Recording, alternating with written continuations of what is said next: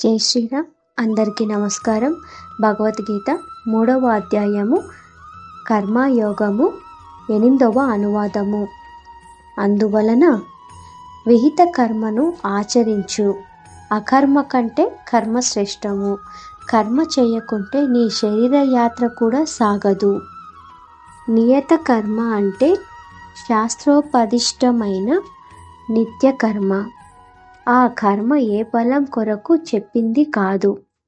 కర్మల యందు అధికారం ఉన్నవాడు ఆ నిత్య కర్మ మానక చెయ్యాలి. అర్జున, ఆ కర్మ నీవు చెయ్యి.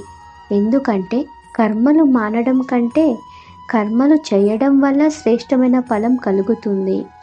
ఎట్లా కర్మ చెయ్యకపోతే నీకు శరీరం కొనసాగించటం కూడా సాధ్యం కాదు. కర్మ చేయడం మానడంలో ఉన్న ఈ భేదాన్ని లోకంలో చూస్తున్నాం. జై శ్రీరామ్.